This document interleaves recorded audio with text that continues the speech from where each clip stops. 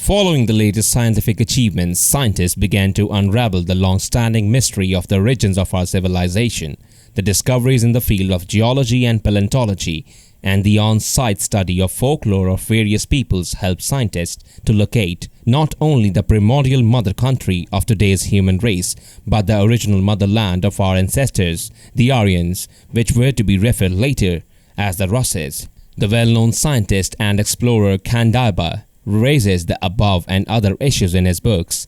Cradle is also the president of the World Association of Professional Hypnotists. He spent many years exploring various parts of the world, taking part in expeditions across the Atlantic and the Arctic. Eventually, he produced a sensational theory by comparing extorted pieces of information. His theory seems capable of defying some dogmas that look firmly implanted in the world of the science. During an expedition in the Atlantic, Cradle learned from experience that Atlantis was not located in the part of the ocean quite contrary to the land described by Plato in detail. Unlike other scientists who gave in, Cradle continued his quest. He opted to seek Demise in the Vedas, one of the most ancient historical chronicles. Many experts in religious writings are inclined to view the Vedic myths as the oldest and most objective source of information. The sacred Hindu writings are penned in a peculiar poetic manner, which at times makes a snaky line between truth and fantasy disappear. However, there is a direct reference to the primordial motherland of the human race in the Vedas. For example, the sacred book of Rig Veda contains a story of a great civilization that existed 18 million years ago on the continent Aryans. The location of the continent could easily be identified with the help of Hindu sacred writings. According to them, the city of Arka, a capital of the United Empire, was situated beneath the polar star, that is, on the territory of the present-day Arctic. According to the ancient Vedic writings, the first man was called Ori.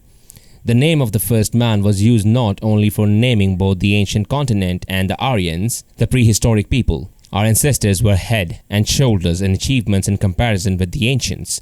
The Orions professed monotheism. Not unlike the present-day Christians, they accepted the doctrine of the Trinity of the union of three persons, Father, Son, and the Holy Ghost, in one Godhead. Some scientists showed a fair share of skepticism with regard to the writings. They even called them a fake because that philosophy of life resembled the Christian religion a great deal. However, the supporters of the theory were capable of firing back and defend it. The well-known researcher of Slavic mythology and author of numerous books, Asaph, could find evidence to show that all the peoples had a similar concept of the world, yet the ancient faith eroded over the ages.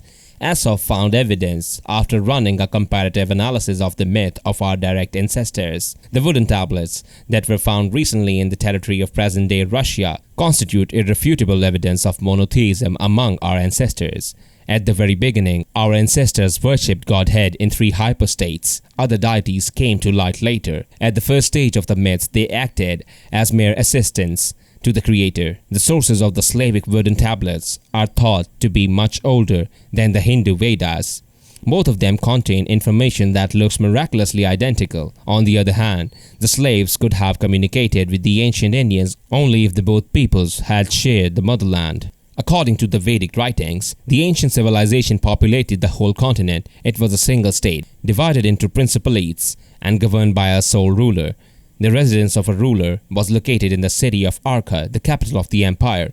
It is easy to see where the city was situated by using the celestial map. The city was lying right under the polar star. According to the Vedas, the empire was free from wars and conflicts because the people believed in the god and followed his commandments that were very much akin to those in the Bible. The Orions were building lots of cities all across the land. They had a good knowledge of astronomy and medicine. All temples were Alsaudus' observation. The Orions possessed many other secrets that were lost after the civilization ceased to exist. These days we only have bits and pieces of some moth-eaten legends dating back to prehistoric times. Those legends say about big and mighty ships calling on other parts of the world populated by savages. The ships carried tall strangers who had astronomical and astrological calendars and expertise in pottery and metallurgy. Those were legends about the great civilization of the Atlanteans, which was actually situated in the Arctic. Perhaps some translators are to blame for humankind's great misunderstanding. The translators misled scientists when they wrote Atlantis in lieu of Arctitis. The Vedas have a detailed account of the tragic demise of the Arctic civilization. Legend has it that God advised the high priest of Arka of the incoming destruction of the civilization as the priest was worshipping at the temple on a mountain. It was revealed to the priest that the fertile lands of the empire would be covered with ice after freezing temperature superseded the warm climate. The priest relayed the revelation to the people and urged them to move for other parts of the world. But the people ignored God's warning and the priest's requests. The residents of the tiny principalities decided to stay and fight for their life till the end. As a result, many of them were killed by hunger and extremely low temperatures. The Vedas maintain the last people left the Arctic 3 million years ago. The modern geological research contains evidence to confirm the data. In reality, complete icing of the Arctic took place about 3 million years ago. Different peoples of the Arctic region still have numerous stories about the strangers coming from the land stuck in between the ice. There is some evidence of this hypothesis in some Slavic myths. For example, the myth of the winter that lasted several years. Some scientists maintain that myth of the building of the Tower of Babel is nothing else but an account of the collapse of the Arctic civilization. Scientists were fortunate to obtain soil samples at a depth corresponding to some 20 million years. The soil samples extracted from a depth that equaled 18 million years were not only frozen earth, they also contained a few fragments of plants, for example a piece of grapevine, evidence to support the hypothesis featuring warm and fertile lands in the prehistoric Arctic. Explorers of the Arctic claim it is impossible to find any signs of civilization buried under the layer of ice that is 1 kilometer thick. A new theory was put forth. It featured settlers from the Arctic forming a new civilization. For many years, there was no evidence to prove the theory.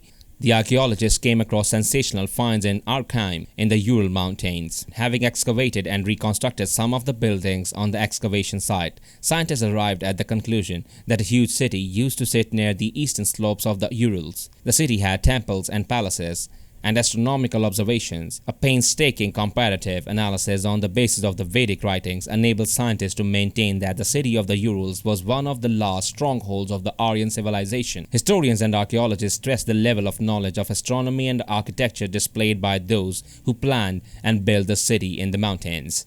None of the people who lived in the Urals at that time knew much about astronomy and architecture.